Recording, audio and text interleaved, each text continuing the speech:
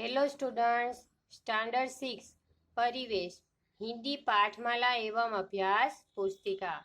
तो इसमें हमने लेसन 4 तक पढ़ा था कि लेसन 1 था मस्तक नहीं झुकाएंगे, लेसन 2 बल्लू दादा को छुड़ा लिया गया, लेसन 3 प्रदूषण महाविनाशक, लेसन 4 एक था राम। आज हम पढ़ेंगे लेसन 5 ओस। एक कविता है, इसके कवि है Sohan Lal Dwivedi. Page number 33। Page number 33 lesson 5 ओस। तो पहले हम जान लेते हैं कि ओस किसे कहते हैं।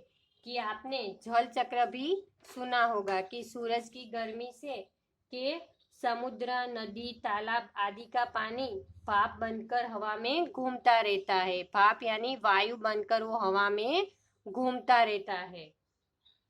कि रात के समय के तापक्रम कम होने पर ये भाप के कण कि हम देखते हैं कि रात के समय गर्मी कम लगती है, तो कि तापक्रम कम होने के कारण कि ये वायु के पानी के कण होते हैं, भाप के कण, वो घास, पत्तियों आदि पर ओस के रूप में दिखाई देते हैं।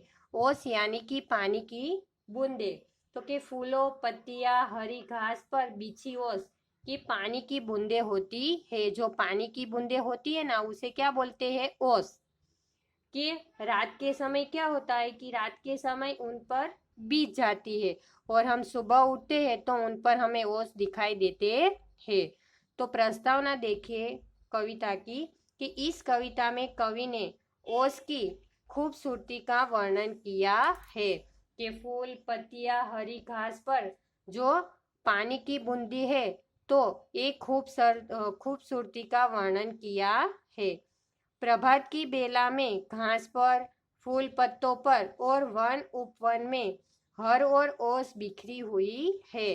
कि सुबह क्या होता है? प्रभात यानी सुबह की बेला में कि सुबह की वक्त पर क्या होता है कि घास पर, फूल पत्तों पर और वन उपवन में हर जगह ओस बिखरी हुई है।